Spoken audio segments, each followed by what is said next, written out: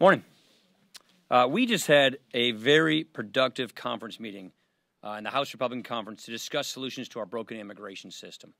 Members were very engaged, and it's clear that there are a lot of areas of consensus. I'm pleased that members on all sides of our conference are engaging directly to find a solution.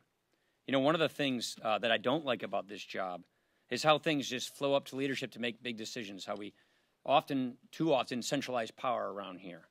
I'm happiest when the members, not the leaders, when the members are making policy decisions, going through the committee process. I'm happy that we have had this process on display this morning in our conference. So this is a conversation that will continue. And hopefully we can find a path ahead that is consistent with the 4 pillars that the President laid out and avoids a pointless discharge petition. And one of the things I do like about this job is getting big things done for the American people. Our economy is on a roll. Workers are getting ahead. Unemployment is at its lowest level in half a century. Wages are up. Confidence is up. More than 1 million jobs have been created since the passage of tax reform. Here are 3 vital pieces of legislation that either have become law or are about to become law. The most significant pediatric cancer bill in history, which will make it easier to find cures and treatments for these brave patients. A sweeping measure to improve the care of our veterans with more bold reforms to fix problems at the VA.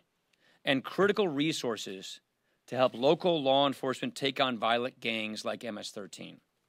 Next week, the House is going to take action on more initiatives to combat the opioid epidemic, which is a scourge that is killing 115 Americans a day. All of this is about improving people's lives. It is about addressing the things that families and communities deal with each and every day. That's why we are here, and that's why we are seeing such success. Manuel. Mr. Speaker, have you convinced your moderate members to hold off on the discharge petition? I think what you say, our moderate members, members were running a discharge petition because they were worried that we weren't going to take action, that they weren't going to be able to have votes on the floor for policies they like. But I think members also realize a discharge petition will not make law. So I think our members realize it's better to have a process that has a chance of going into law than not. And that's why the conversation we had this morning about the President's 4 pillars, which also has a DACA solution within it, is the most optimistic, plausible chance of getting into law. And that's why I think our members, and we had a lot of our moderate members come to Mike thanking us, thanking their colleagues for engaging in this kind of a conversation.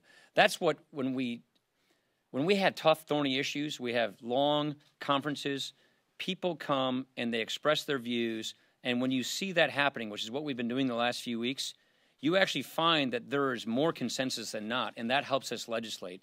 That's basically the kind of process we've had for the last few weeks. That's the process we had this morning. So I think a lot of our members are appreciative of the fact that we have the right kind of conversations happening, and the next step is to start putting pen to paper so we can get legislation to the floor. Speaker, you're saying that you see this as the most plausible chance of getting something into law, but you're also talking about 4 pillars that the Senate was not able to pass any bills that involve the 4 pillars, the diversity visa program, ending that, and cutting family-based visas are problematic in the Senate. How does this approach get to law? If I sat around as Speaker of the House and thought about what can the United States Senate do, we wouldn't do anything. I mean, we got 503 bills that have been passed out of the House that are sitting over the United States Senate. So we don't spend our time thinking about votes in the Senate. We spend our time thinking about how to get consensus here in the House Republican Conference and getting bills through the House. We'll worry about those other things later. Casey. Has it been more difficult to convince the moderate members of your conference to stick behind you and not move forward with this discharge petition because you're leaving? No, I don't think that's at all. It's just that this is a difficult issue. And what we've been trying to do is go through the regular committee process, Homeland Security Committee, Judiciary Committee, to get 218 votes for a bill. We don't have 218 votes for that bill. So now we're trying to figure out where that sweet spot is. And the members who want to see action on this issue were getting exasperated because they didn't see an opportunity to get something to the floor. We now are presenting people with an opportunity to get something to the floor. I would say I think the Democrats kind of walked away from the process once the Supreme Court took away our deadline on March the 5th on this issue. And that has left it to us to try and figure out how do we get this done. I worry that Democrats would rather have an issue than a solution. We're going to work on a solution. Yeah. So what's your new deadline? Our new deadline is not to have a deadline, but to work with our members to get things done and avoid a discharge petition. So obviously time is of the essence. We're not talking about delaying anything. Time is of the essence if we want to have a legislative process that we can control, which means a shot at law versus what I would call a futile gesture of a discharge petition. So obviously time is of the essence. Jake, I won't give you dates. There was progress. Could you tell us specifically, tangibly, what has changed between the time you went into the room and right now? Our members are talking to each other. The people who sign discharge petitions, the people who are on the right edge of the spectrum on the conference, are all having very productive conversations with each other on how to agree on a common piece of legislation. And what we've all agreed is the 4 pillars is a really good point to rally around. The 4 pillars that the president put out, rank and file Republicans in and out of this conference think that that's plausible, think that that makes sense. We don't have disagreement on those 4 pillars. So what we're doing now is reaching consensus on how to address those 4 pillars. Sorry, yeah. Following this meeting, how confident are you, if at all, that you'll be able to avoid reaching 218 to get that discharge decision? You're only 3 away. That's I realize they're only 3 away, and the best we can do is basically make sure that we exhaust the possibilities of coming together as a House Republican conference to bring a bill to the floor that everyone can support. Here, again, let me say it one more time. A discharge petition will result in no law. This effort to get our members to come to a common ground is the best chance at law. And our members, they're not here just to pass the time. They're here to make law, to make a difference, to fix problems. That's why I think this has much more promise. Bade. You said the conference agrees on the 4 pillars the president has put out. Some of the conservatives leading the meeting were not sure about the pathway to citizenship, and a lot of people have said that they are not comfortable with that. Are you confident that your conference is fine with that? Rachel, I'm very confident that negotiating through the media on these points is not a way to make law. So, yeah, the 4. So, and what I just said to Sherman, your colleague here, is how we put together the 4 pillars is what matters here. So the 4 pillars, you all know what the 4 pillars are. How we come together to decide what constitutes the 4 pillars is really what matters here. Chad. Thank you. We know what you said yesterday about Trey Gowdy and the investigation. Do you stand behind all of your congressional investigations into these issues? Because there seems to be some dissonance. And what are you doing to make sure that they're getting back that? Yeah, absolutely I stand behind. Look, let me. All of them across the board. There's some disunity. Yeah, I don't. Not in my part. Let me take a step back here. Okay. It is Congress's job to conduct oversight over the executive branch, over every department in the executive branch. Honestly, it's our job to conduct oversight over every department in the executive branch, but especially departments like the Department of Justice that affect our civil liberties. So it is our job to conduct oversight. And so that is why you've seen frustration. Frustration by me, frustration by Chairman Nunes, frustration by a lot of our members that the foot dragging by the Department of Justice should not be tolerated. And so it's funny, but because I've gotten involved as Speaker of the House is why we've gotten as far as we've gotten.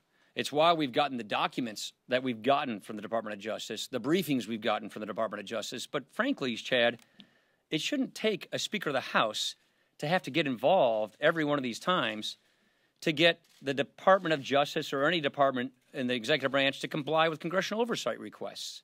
That's what's frustrating to us. And so we received an oral briefing 2 weeks ago, but what we're asking for and what we require and we expect is the corroborating documents that back up that oral briefing. And last night they could have brought it to us today and they chose to do it next week. That doesn't help. Frankly, the sooner the Department of Justice complies with all of our document requests, which are legitimate document requests, the better this is going to be for everybody. And had they complied with these document requests earlier when we made them, we probably could have spared the country of all this drama. let me say one more point. In all of this, in any of this, there's been no evidence that there's any collusion between the Trump campaign and the President Trump and Russia.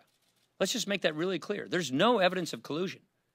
This is about Russia and what they did and making sure they don't do it again. And about us, the Congress, the elected representative branch of government, conducting very legitimate oversight over the appointed executive branch of government. And we expect them to comply with all of our oversight requests because that is how good government works. Last question. Wong. Going back to immigration, has the President and the White House been engaged in any way in this process as the immigration debate has moved forward? Have you? Absolutely. We spend a great deal of time speaking with the administration on this. Obviously, the President's the one who gave us the 4 pillars that he talked about. And so it doesn't work if we don't have a bill that the President would sign. So what we're doing is having these conversations with our members, revolving around the 4 pillars, and working in close contact with the administration to make sure that as we evolve legislation, write legislation, it's got the President's support. There's no point of it if it won't make law. And a bill only makes law if the President signs it into law. So that is why we're working hand in glove with the administration to make sure that the solution we come up with together as a conference is one that will become law. That's why we're working closely with the administration on this. Thank you, everybody. Appreciate it.